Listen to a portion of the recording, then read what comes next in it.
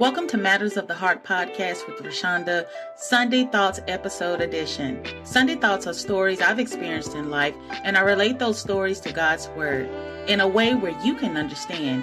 It's never about preaching, but a discovery in trying to find God's voice and pick up a few lessons to be learned in our daily lives. This Sunday, let's take time to reflect and think about those experiences. God's messages are often hidden in plain sight in everything that happens to us, whether good or bad.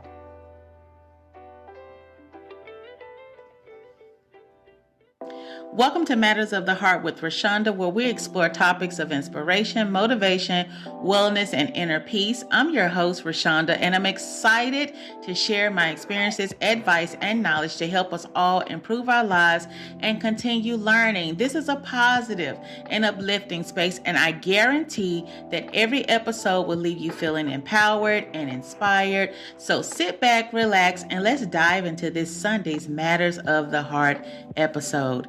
You know, as a parent, we often focus on providing material things and building a legacy. But what about the intangible values that shape our children's character? Are we teaching them to be kind, resilient, empathetic, and independent individuals who can navigate life's challenges with grace?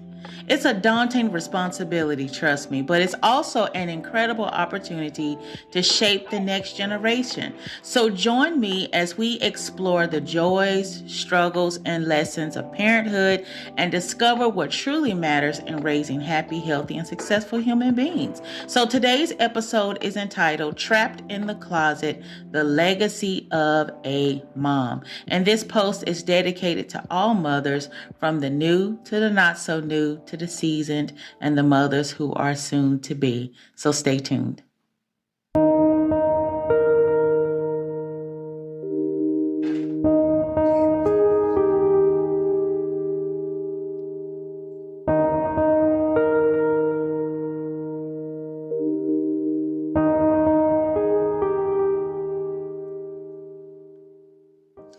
From the first time a child is placed in its mother's hands, we realize then that those 9 months prior to the baby being inside the womb is now a reality in our very arms. We have feelings of awe, amazement, and oh, how beautiful he or she is, along with the reality of, now I'm a mother. But after the newness of everything begins to fade away, we are faced with the question of, what type of mother will I be? Not realizing that the real responsibility of having this child has deeply sunk in. Upon leaving the hospital, you are giving your child the arm bracelet that was used to separate them from the other children in the nursery, a couple of diapers, a little milk, some information you need to take to the Social Security office, a final congratulations, and suddenly you're whisked away in a wheelchair to the car that will escort you and your bundle of joy home. There are no manuals of hows, whats, and what ifs, and there's no paper for a nanny service just in case you get too overwhelmed. You are now a mother, and you have a 5 to 10 pound responsibility in your possession. Life has just begun. If you did not have a prayer life before, it also has just begun, okay? The day your child was born, because now you have more than yourself to pray for. A child is an ever constant circle in our prayer lives, and it continues eternally. It never ceases. My mom used to always say, when a child is small, they're on your lap. And when they get older, they're on your heart. And boy, was she right. At this point, you have no choice about whether or not you will be an influence, because now every action carried out by you will mirror that of your child. But the question is, what type of influence you will choose to be. Some years ago, my daughter approached me. She has always told me she wanted to be an author and has written a couple of things that have been strolled in and out of quite a few notebooks, okay? This time she wanted to try and write a chapter book, but she found herself stuck and couldn't get past the first couple of pages. She needed a little motivation to keep going. I often have told her, don't start and stop. Keep going. You have to be consistent with your writings. Don't give up. Why are you always quitting? So I decided to show her something that I really hadn't shared with anyone else. I took down all of my writings from the inside of my closet, which has been kept in a torn pouch. Inside that pouch are plays, short stories, poems, and random thoughts that I have kept over the years. I write something and place it in the pouch on top of the closet shelf. This time, since I have a daughter who's aspiring to write, I figured I would let her read one of the stories that I had written.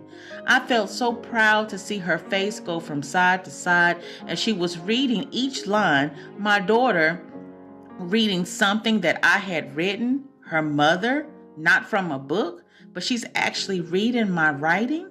I was thrilled. Once she finished, she said, "Mama, that was awesome. You are a good writer."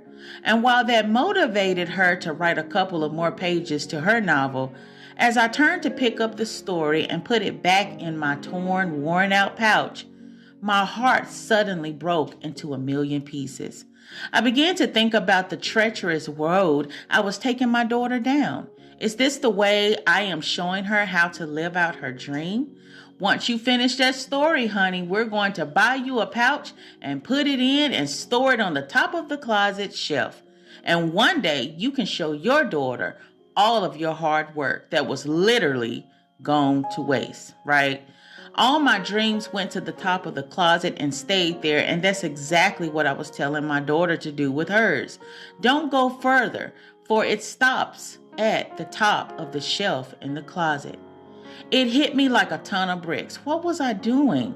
This 2-pound baby who was born a preemie, this baby who has depended on me from birth until now, was given by God to a mom with no legacy plan. As I sat there and cried, realizing that I was not only holding my daughter from her dream, but I had held myself from my own as well. What type of legacy will you leave your child, Mom? What gifts, dreams are you storing in your closet, locked away for no one to see? We are our children's first influence. No TV personality should hold the number one spot in their lives as being their aspiration. You should. Your child, from the time you bring them home from the hospital, is your first fan. Show them how to be successful. Show them how to be loved. Show them how to be humble. Show them how to be better, the better side of you. You are your child's first influence. Everything you do or teach will be a reflection of you, and your child will be there to be the little fish to eat it up, everything you dish out to them. Make sure you are dishing out the right information, and please, whatever you do, take your gifts down from the closet and share them with your child, because we shouldn't very well live out our dreams through our children, but they should aspire to live out their dreams through us. Make sure you give your child all you have, for they are only small once and will grow so fast right before your very eyes. The time you have with them is only for a while. Give them everything that's inside of you, including what's in your very own closet. What legacy are you or will you live out in front of your child or your children? You know, I know Mother's Day is this upcoming weekend, so I thought I'd take this Sunday and share a little motherly wisdom I've learned along the way, and hopefully you're going to spend some much needed time with your mom or children. I tell you, you never know how special mothers are until you don't have them anymore. I can relate to that one. I miss mine every single day. So cherish Mom if she's still around. Give her a call. You know, I've said in the past that one of my favorite quotes is, "Love doesn't take a holiday." So spread a little love this week to the people you love. Hug them a little tighter. And remember, the best gift you can ever give anyone is your time. It's priceless. Listen, as fate would have it, the first Sunday and second Thursday are in the same week, so I thought this Thursday we'd go to the movies. I'm going to be speaking on a movie review that's coming back to theaters, so come back and join me for that. And until that time, be blessed. That was it for today's episode. I hope you were inspired and feel positive vibes whenever you spend some time with me, Rashonda, and the Matters of the Heart podcast. Thank you for tuning in. And don't forget to join me next time as we dive deeper into our spiritual, mental, and physical journey.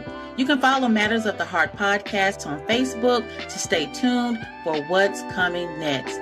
Feel free to share the episodes while you're here. Also, stay with me by subscribing wherever your favorite music and podcast stations reside.